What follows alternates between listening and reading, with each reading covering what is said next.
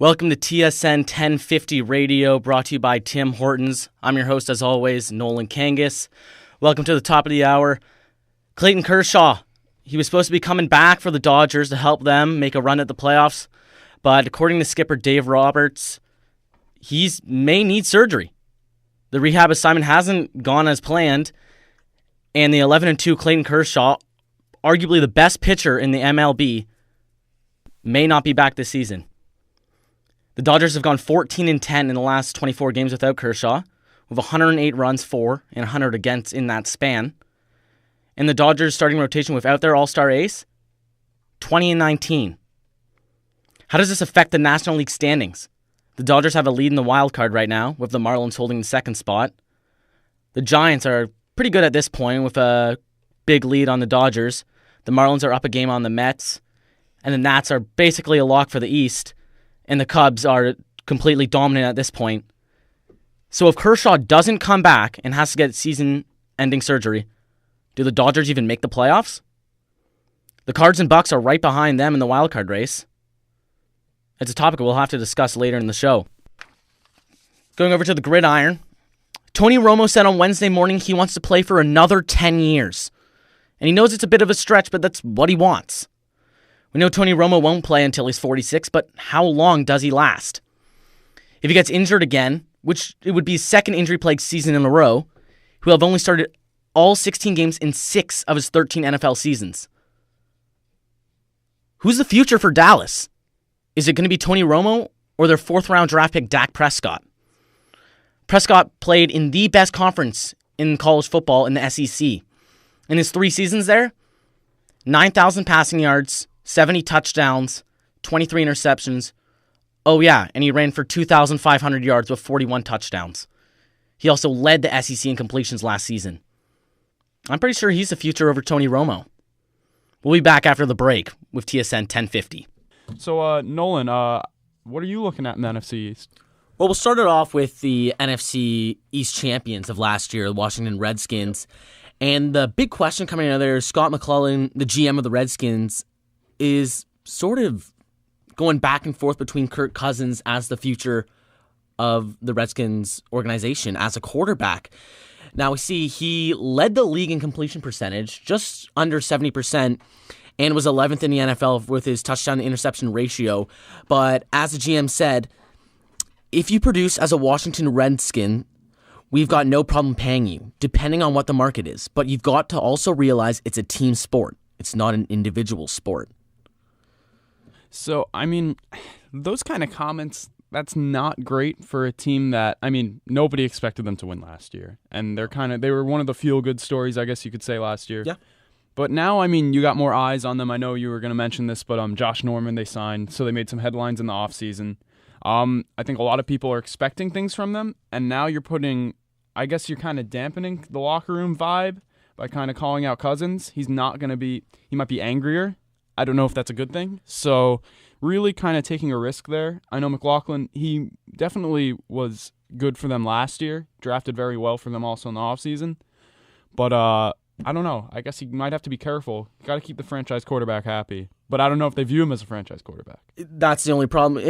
You see him going out in the first round, getting Josh Doxson, another weapon for Cousins. But if you're going to make comments like that, why are you getting weapons on offense when your defense is one of the worst in the NFL? Yeah, that's what I was thinking too. Their defense definitely needs some work. Yeah, sure, the pickup of the All-Pro corner is going to help a bit, but you also have to take in why was Norman let go out of Carolina?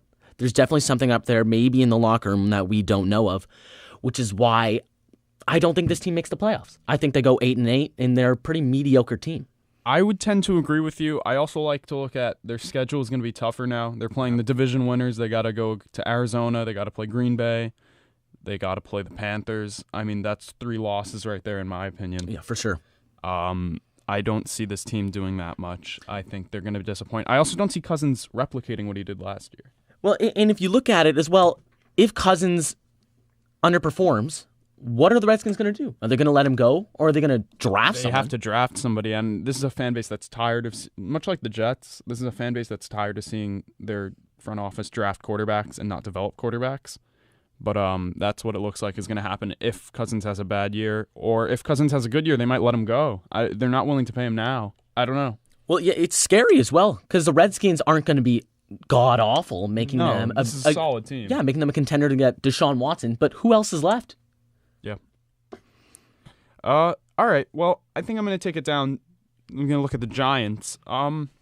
Recently Odell made some headlines. He said Josh Norman is only relevant because of me, and ignoring what he said, I think it's a bit of immaturity on his part. I think this is like part of a bigger problem with him. He really needs to keep his emotions in check this year. Nobody is denying his talent. I think he's the most talented. He might be the most talented individual playing in our league, which is saying a lot because NFL players are freaks of nature, but this guy is a freak. That being said, he lets his emotions get to him at times. Obviously, everybody knows about the Norman game led to the suspension. He can't be doing that again. Other than that, this Giants team as a whole, though, is starting to surround him with weapons. I mean, you're getting Cruz back. I know that's up in the air. Nobody knows exactly what to expect from him. But if you can give them just solid playing, he doesn't have to be the old Victor Cruz. He just has to be solid second or third option. That's going to do worlds for Odell. That's going to open up so much more in the passing game. And then I really like their draft pick of Sterling Shepard. I think he's a lot like Odell, which I find interesting. So you get two very good route runners, two very fast players to complement Eli. And that's going to do well for a team that needs as much on offense as they can get because their defense was so bad last year. That being said, they did upgrade the defense this offseason. Do you like what they did in the offseason? Yeah, for sure. I think their draft was absolutely phenomenal. They did spend a lot of money, which is sort of what they needed. They didn't have a great defense. Olivier Vernon was a great pickup. Going back to the Odell Beckham Norman story, I do not like that at all. I think Odell saying, I made him relevant, and a lot of people are saying, a lot of people didn't know Josh Norman. If you don't know sports, maybe you didn't know Josh Norman, and the only reason you know Beckham is because of the catch. But Josh Norman was an undefeated corner going into that game, so he didn't make him relevant, and he didn't necessarily dominate him. They just fought. Yeah, people were building up that matchup like the whole week before because Norman was also having a great year. Exactly. So I would disagree with him on that comment. Yeah, 100%. But I do agree. I think the Giants are kind of the leader going into this year. I like them to maybe win 9 to 10 games. I think you're looking at a possible division champ. I think it all depends on the defense because if that defense can even be average, this is a playoff team because they were so bad last year and they ruined so many games close in the fourth quarter last year. Yeah, in commenting back on the defense, I think they'll be better, but kind of what was a surprise pick, in my opinion, was Eli Apple. I thought that was kind of I did not love that pick. The rest of their draft I thought was solid, but I felt that was a reach. Would you have picked Hargraves over him? Maybe. I think it also depends on what kind of defense they want to play. I True. think they see Apple as a more natural fit. I don't think it's a terrible selection. I think you need 3 good corners in today's NFL, so I think they're going to be able to use him. I just would have liked to see them trade down and then take him because I don't think anybody would have taken him top 10. Very true. And they're going to be a good young team. I think Landon Collins is going to be a stud this year. I think he's going to lead them in tackles. I think this is the year he really breaks out. Absolutely. He's also a physical specimen. Well, we'll go down south a little bit, over to Dallas, and the main question at the Big D is, will Romo stay healthy? He's been very inconsistent over the years with his health, and last year, obviously, we saw he only played 4 games, which led to them getting the 4th overall pick in the draft. And if he is healthy, and Des Bryant stays healthy, and with that big pick in Elliott, sure, they'll have a top 5 offense. And with that O-line, I think they're going to be great. They'll put up numbers. There's nobody that could really stop that offense. It'll be a lot like when they had DeMarco Murray running for them 2 years ago. I don't think Elliott might have that kind of season, but he's definitely, with that line, like you said, he's definitely capable of putting up Rookie of the Year numbers. Yeah, and he's for sure candidate for Offensive Rookie of the Year. But like the Giants, the issue for the Giants last year was the defense. Who's on defense for Dallas? It's not. They also lost a lot of guys through either suspensions. They cut Ronaldo McClain, who had a lot of issues off the field. So the problem with them, they got rid of Greg Hardy, who, even though he was a complete nut job, he was one of their best, if not the best defender they had on their team last year. So they lost a lot of talent, and for various reasons. So especially for the first 4 weeks, because they have so many players suspended, it's going to be very hard for them to get pressure on the quarterback. So it'll be interesting to see. I'm not sure what to expect from this defense, and that's a scary thought for many Dallas fans. And we were talking about this before. Yes, you got the best running back on the board, Ezekiel Elliott. But why? Why wouldn't you go a defensive player? Jalen Ramsey was right there. Yeah. And he was arguably the best player in the draft. He said it himself. Look at the draft next year. Leonard Fournette, Dalvin Cook, Christian McCaffrey. You got studs. Not only that, I think in today's NFL, you can wait until the second or third round to get a quality running back. And then you could have taken a guy like Ramsey, and then you could have taken a guy like Derrick Henry coming out of Alabama. Yeah.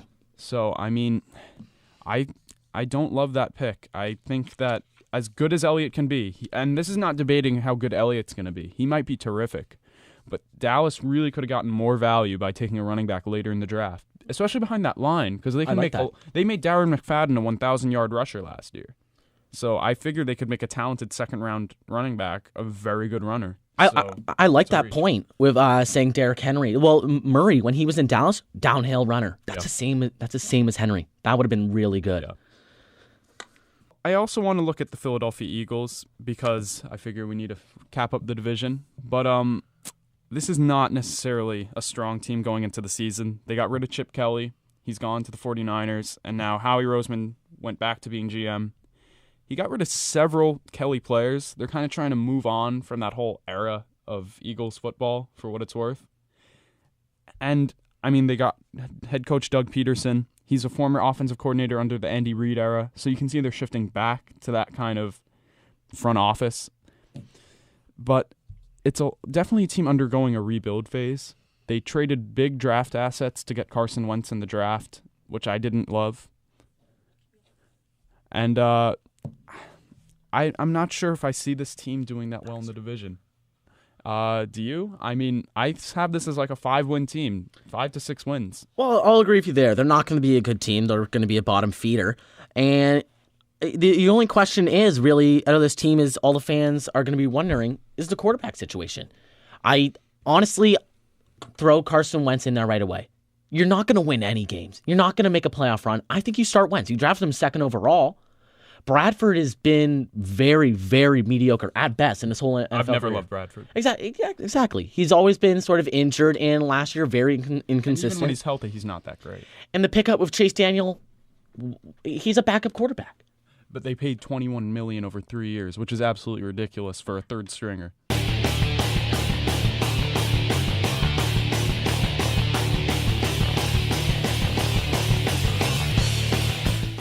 Welcome back, Brian, alongside myself, Nolan. We're going to shift gears right now. Baseball. It's a huge topic. All-Star game just wrapped up, and now we're getting more into playoff races as we're seeing. I'm going to go right over to you, Brian. Which team looks really scary right now? Right now, you got to look at Boston. That lineup is absolutely terrifying. In their last game versus San Francisco on Wednesday night, they won 11-7 slugfest. And you look at Hanley Ramirez hitting 3 home runs. He's not even, in my opinion, a top 5 hitter on that offense. I like Ortiz. I like Betts. I like Bradley. I like so many players on this offense. There's no real weakness. In the playoffs, you need clutch hitters also, and nobody's more clutch than Ortiz. And that's a scary thought for opposing pitching staffs. I have to agree. Well, if you look at last night even, Pedroia and Ortiz, I don't know what it was 8 for 10 or something stupid. Absolutely ridiculous. You know, these guys, also these are the veterans on the club.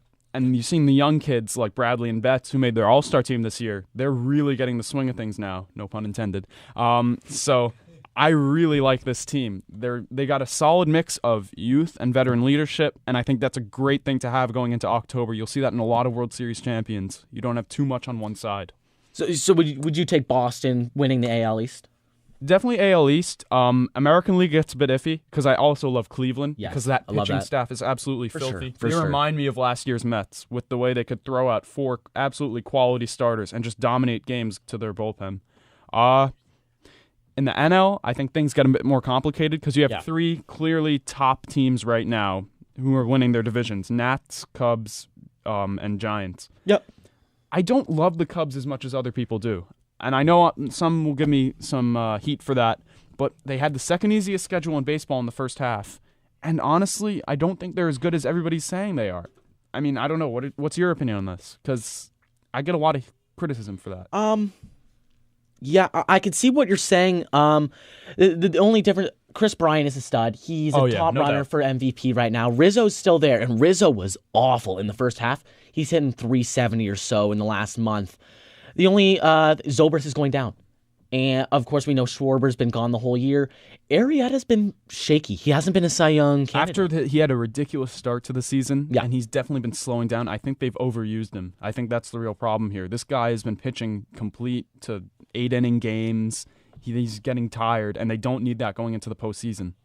And one of the most underrated pickups in the offseason was John Lackey. And he was dominant at the start, and he's been real bad lately. Ever since June, they've had a ERA over 5 as a starting pitching staff after having a ridiculous start. So I think this team is not catching steam at the right time. I don't love the lineup because it's not a lot of veteran leadership, and it's a lot of young kids you're trusting to go into the playoffs. Now, what happens? Their weak spot is the bullpen. What happens if they get Chapman or Miller? Somebody like that. I think you're looking at a much stronger team because also you need a left-handed power reliever to combat the left-handed power bats in Washington and San Francisco.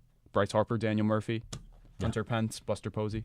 Well, if we look at the wild card now, Kershaw, what's the issue there? Do you think the Dodgers make the playoffs if Kershaw doesn't come back? I'm not sure. They've been pitching well without him. I'll give him that. But he's such a dominant player. I think you can't replace that, especially going into the postseason. Yeah, I have to agree. Other than that, I think it's going to be a close race all the way down the board. But that's all the time we have here now. Thanks for tuning in to Brian and Nolan's radio session here at Hofstra University. Have a great day.